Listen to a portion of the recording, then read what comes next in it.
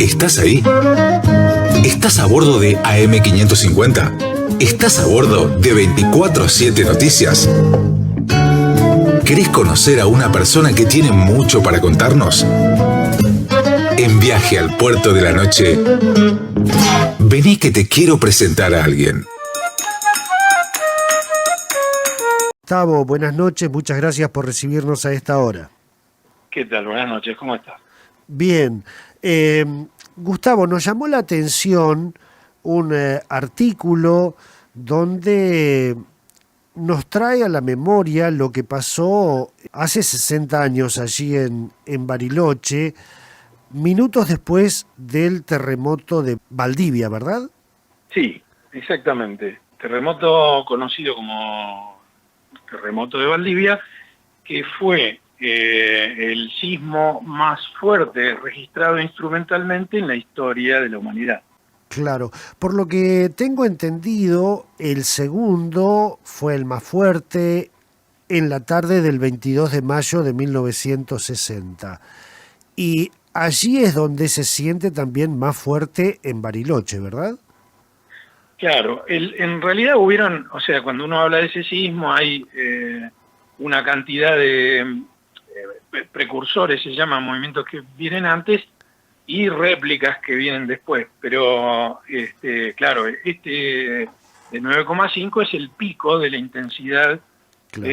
sísmica, ¿no?, que se liberó. Y bueno, claramente asociado a este terremoto pasaron una cantidad de cosas muy importantes en la región que, bueno, como en ese tiempo, digamos, no había ni tanta gente viviendo por acá, ni se registraban tanto las cosas como ahora, cuesta un poco hacerse una idea de la magnitud de lo que pasó. Pero en realidad el sismo fue particularmente destructivo en Chile, ¿no? Claro.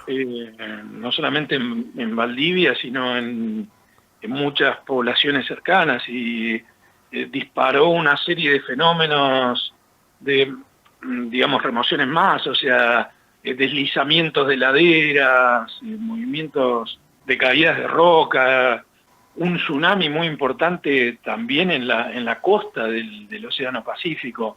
Y bueno, los efectos fueron realmente severos. Y eso es lo que a través de los estudios se ha podido establecer, que hubo como una comunicación subterránea para que el lago Nahuel Huapi también registrara ese movimiento, ¿verdad? Bueno, lo que pasa es que en realidad los sismos son esa energía que se libera, genera como unas ondas, unas vibraciones, ¿no?, que se transmiten a través de las rocas del suelo terrestre, digamos.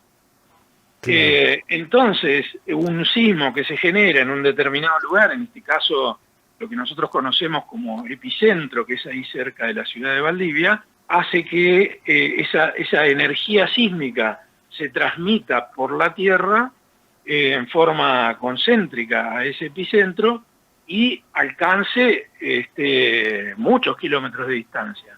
Entonces Bariloche, que está a varias decenas de kilómetros del epicentro, también sintió, como todo el resto de la región, sintió esas ondas sísmicas, o sea, esa agitación que se produce en la Tierra, se percibió con bastante intensidad en Bariloche. Bueno, asociado a ese fenómeno, digamos, de terremoto que se vivió en la superficie, pasaron algunas cosas en el fondo del lago Nahuel Huapi que generó lo que, bueno, aquí se conoce como el lago Moto, ¿no?, de 1960. Claro. Que, digamos, terminó con la destrucción del puerto San Carlos, que se había terminado de construir hacía poco tiempo. Fue una construcción que duró varios años, y era un puerto de bastante envergadura, y desapareció prácticamente completo como consecuencia de este evento. Lo que nosotros hicimos fue, digamos, yo, como vos presentabas el artículo, estaba mirando ahí en la página de Facebook, Sí. Yo soy volcanólogo originalmente y trabajo haciendo reconstrucción de erupciones volcánicas en la región. Y resulta que una muy buena manera de reconstruir todas las erupciones, las caídas de ceniza volcánicas que hubieron por acá, es estudiar los sedimentos que están en el fondo de los lagos. Ajá. ¿Por qué? Porque los fondos de los lagos, o los lagos, digamos, serían como receptores de toda la historia ambiental que hay en una cuenca. O sea, no solamente el cuerpo de agua, sino toda la superficie que es drenada por los ríos que desembocan a ese cuerpo de agua, es registrada por los sedimentos que están en el fondo de los lagos. Claro. Cualquier cosa que haya pasado en cualquier lado de esa cuenca, en cualquiera de esos ríos o en el lago mismo, va a dejar alguna señal en los sedimentos que están en el fondo de los lagos. En el caso de las erupciones, lo que dejan son cenizas volcánicas, o sea, hay capas sucesivas de sedimentos del lago y hay capas de cenizas volcánicas intercaladas como, digamos, cosas parecidas a las que todos los que vivimos en Patagonia Norte vimos en la erupción del Cordón Caulle de 2011. Ujú. Y así como veníamos estudiando las erupciones volcánicas en los sedimentos lacustres, con otros colegas de Argentina y del exterior, empezamos a ver que había otras señales de otro tipo de cosas que pasaban por acá. Y muchas de esas señales se relacionan con episodios sísmicos importantes que vienen ocurriendo en los últimos miles de años y que dejan también su marca particular, reconocible, en estos sedimentos lacustres. Así es como, en realidad, y un poco casi de casualidad, diría yo, nos pusimos a estudiar una disciplina que se llama limnogeología, que sería el estudio de los procesos geológicos en lagos, Ajá. y que nos permitió empezar a entender cosas como el sismo o los mecanismos que produjeron la destrucción del Puerto San Carlos asociado al sismo de Valdivia. Es un poco larga esta explicación, pero me gusta hacerla para que se entienda por qué alguien que originalmente se especializó en volcanología hoy también trabaja con historia ambiental de lagos y reconstrucción de episodios ambientales, como por ejemplo son los tsunamis lacustres, ¿no? Claro, clarísimo de cómo te fue llevando la investigación, la ciencia te fue llevando por ese camino que originalmente nació en la vulcanología y ahora, como vos decías, en estos fenómenos en los lagos de nuestra zona. Yo por lo que recuerdo haber leído, este lagomoto en Bariloche causó inclusive 2 muertes. Sí, exactamente. Fueron 2 muertes bastante desafortunadas, porque la ola en realidad de este tsunami no fue tan grande, fue una ola que estimamos que tuvo aproximadamente 2 metros de altura, que si uno realmente la compara con olas de tormenta que hay en este lago, no es una cosa tan extraordinaria. Ajá. Lo que pasó es que justamente ese día, que era un día muy lindo, que estaba muy calmo, había gente en el puerto que estaba en embarcaciones que estaban amarradas al muelle y que se hundieron producto de este mecanismo que me gustaría explicarte, Sí, cómo no. que fue lo que nosotros estudiamos y de alguna manera descubrimos qué fue lo que pasó. En realidad es algo bastante particular que siempre cuesta explicar un poco, porque todo el mundo, cuando hablamos de tsunami, se imagina que viene una ola inmensa y que, bueno, pega en el puerto o en las construcciones que están en la costa y se arrasa con todo.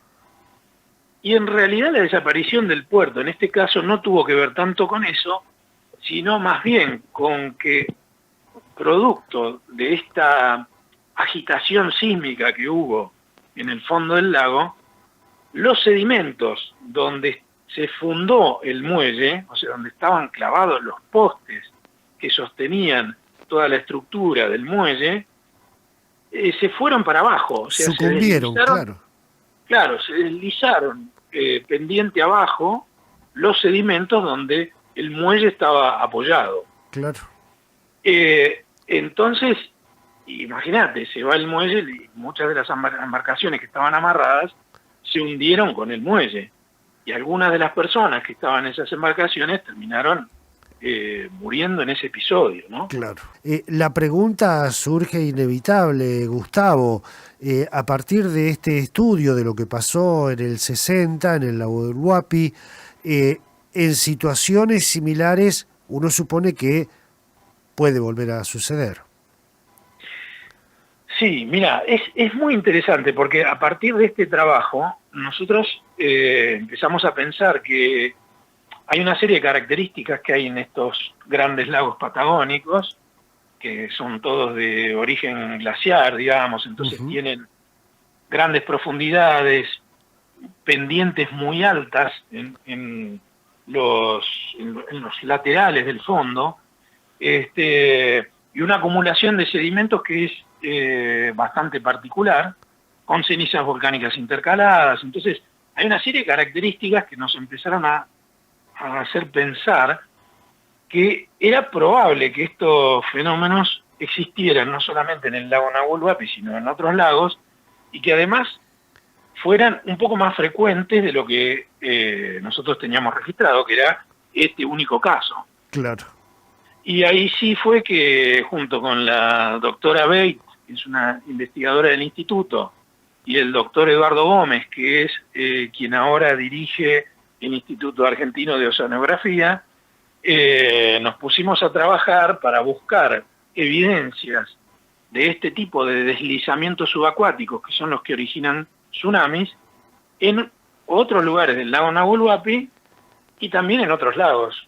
Y bueno, oh sorpresa, encontramos que hay una gran cantidad de deslizamientos subacuáticos, no solamente en el lago Nahuel Huapi, sino en prácticamente todos los lagos donde los hemos buscado en la Patagonia.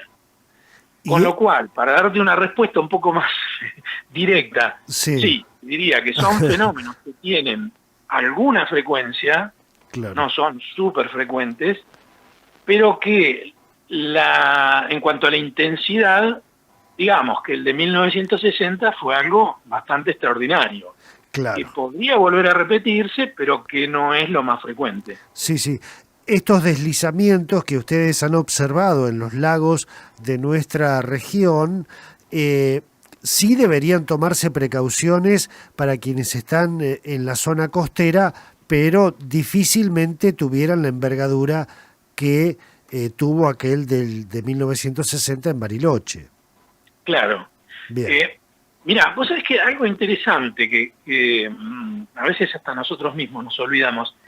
Todo este trabajo surgió a partir de un asesoramiento que nos pidió la provincia de Río Negro, porque se estaba barajando la construcción del centro de convenciones de Bariloche en una zona ahí de Puerto San Carlos, contra la costa. Ajá.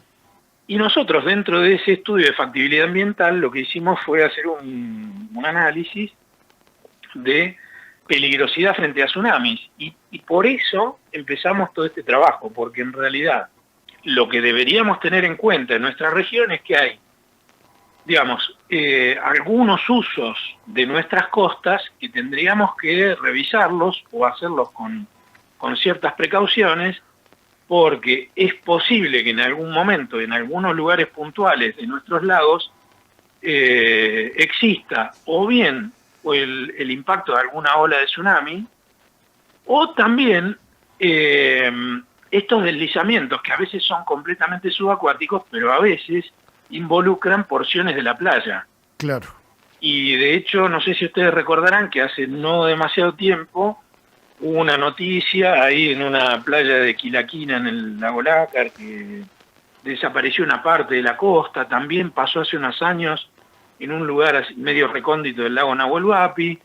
En el lago Huechulafquen también tenemos registros. Suele pasar que en los deltas, en las desembocaduras de ríos más o menos caudalosos, se van acumulando sedimentos muy rápidamente, y esos frentes de deltas suelen deslizarse, o sea, puede pasar que por efectos de algún sismo, alguna parte del frente del delta, o sea, esa partecita de la costa, deslice hacia adentro del lago. Entonces hay que tener algunas precauciones sobre, bueno, qué tipo de uso darle, qué construcciones, qué áreas de costa se pueden ocupar y cómo, ¿no? Viaje al puerto de la noche. Conduce el escritor y periodista Sergio Sarachu.